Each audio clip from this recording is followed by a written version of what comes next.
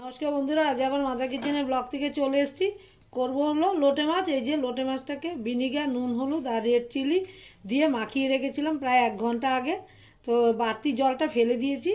করবো হলো দুধ কচু পাতায়, এই যে পাতুরি করব। দুধ কচু পাতায় লোটে মাছ পাতুরি করব। এইটা অল্প পেঁয়াজ মানে কুচিয়ে দিয়েছি, একটা কাঁচা লঙ্কা দিয়ে দিয়েছি। আর এই যে মশলাটা বেটে নিয়ে, এটা হলো রসুন, টমেটো, পেঁয়াজ আর কাঁচা লঙ্কা। এই যে আমি মিক্সির বাটিতে নিয়ে নিয়েছি, এই যে জারটার মধ্যে নিয়ে নিয়েছি আমি বেটে। তারপর এটার সঙ্গে মাখিয়ে কি করে দেব পুরো বন্ধুদের দেখাবো। আর এই যে মাঝখানে যে ডাঁটিটা, মোটা ডাঁটিটা, এইটা আমি এই যে কেটে ফেলে দিয়েছি। এই যেটা মোটা ডাঁটিটা ফেলে দিয়েছি, কারণ এটা সেদ্ধ নাও হতে পারে, হলো যাই না, গলা তো চুলকায় না দুধ কচু পাতায়। আর দুধ কচুটা, আর এই যে ধনে পাতাটাও দেবো। এক এক করে আমি আগে মশলাটা বেটে নিই, বেটে নিয়ে তারপর আবার বন্ধুদের দেখাচ্ছি। এই যে আমার মশলাটা বাটা হয়ে গেছে, এই যে চারদিকে দিয়ে দিয়েছি যেগুলি বললাম, সব মশলা বাটা হয়ে গেছে। এই যে আমি এবার মাছটার মধ্যে ভালো করে মাখিয়ে নিই। আর সরষের তেল অল্প দিয়েছিলাম, এখন আবার একটু দিচ্ছি, একটু না যেটুক দরকার আর কি।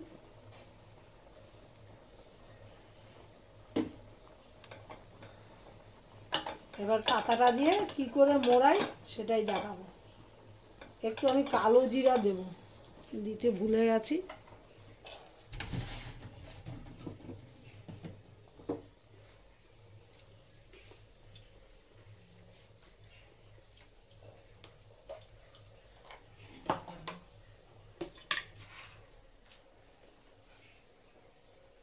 ওই যে কালো জিরে দিলাম, যেহেতু পাতুরি একটু কালো জিরা দিলে ভালো লাগে। ধনে পাতা দিয়ে দিলাম। এগুলি সব মেখে তারপর কি দিয়ে মোড়াই সেটাই দেখাবো। নুন আর দেবো না, একবারে মাখাতে যা নুন দিয়েছি সেটাই হবে। হ্যাঁ, যে যেরকম নুন খাবে, কম হোক তবু ভালো, বেশি হলে খাওয়া যায় না যে কোনো কিছু। আমার হাতে যদিও হয় না বেশি, খুব কম আর কি, মানে বেশি হওয়াটা হলো খুব কম। আমি এবার মুড়িয়ে তারপর দেখাচ্ছি কি করে কড়াইয়ের মধ্যে, মানে এই ফ্রাই প্যানটার মধ্যে বসাবো। এই যে এই ফ্রাই প্যানটার মধ্যে বসাবো, এই যে বসিয়ে দিলাম, তারপর মুড়ে নেব। এই যে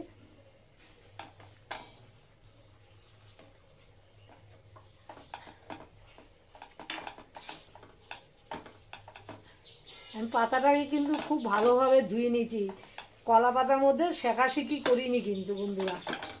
এই যে বসিয়ে দিলাম, হ্যাঁ, বসিয়ে দিয়ে হালকা আছে ঢেকে দেবো। আমি গ্যাসটা জ্বালিয়ে দিচ্ছি।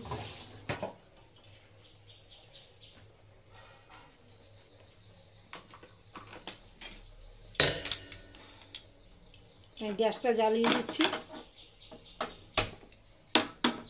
আঁচটা কিন্তু কমে, একটু সামান্য ভাবছি তেল দেবো ফ্রাই প্যানটার মধ্যে। আমি পুরো রান্নাটা কিন্তু সরষের তেলেই করছি। আর এই যে ঢেকে দেবো, এই যে এটা দিয়ে ঢেকে দেবো। আঁচ কিন্তু একদম হালকা আঁচ করবো, বেরি ভারী আছে করলে পরে এটা পুড়ে যেতে পারে। এই যে এবার বন্ধুদের পরে ফিরে এসে দেখা। বন্ধুরা দেখুন, এই যে আমার দুধ কচু পাতার লোটে মাছটা এই অবস্থা। একটু জল বেরিয়েছিল, আমি ঢাকনাটা খুলে দিয়েছি, খুলে দিয়ে একটু জলটাকে একটু আঁচ বাড়িয়ে একটু জলটাকে টানিয়ে নিয়েছি। লোটে মাছের তো প্রচুর জল বেরোয়, যতই ঝুড়িতে রেখে রান্না করি না কেন জল তো বেরোবেই। তারপর এই যে কালারটা এরকম এসছে, ভেতরের তো বটা এভাবে, পাতাটা শুদ্ধ খাওয়া যাবে, এত মানে সুন্দর হয়েছে। নুন কম হলে অসুবিধা নেই, নিয়ে খেয়ে নেব। এই যে আমার রান্নাটা, পাতুরিটা দারুণ সুন্দর হয়েছে দেখতে, খেতে অবশ্যই ভালো হবে।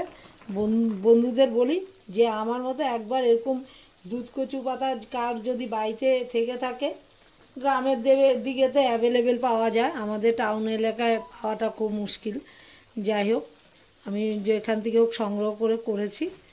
আর আমার মতো কিন্তু একবার এই রান্নাটা করে ফেলতে পারেন। হ্যাঁ, ভালোই লাগবে। ভালো লাগলে লাইক, শেয়ার, কমেন্ট করবেন, সাবস্ক্রাইব করতে একদমই ভুলবেন না। সবাই ভালো থাকেন, সুস্থ থাকেন। একবার আমার রেসিপিটা ট্রাই করে দেখবেন। আর আমার রেসিপিটা হয়ে গেছে।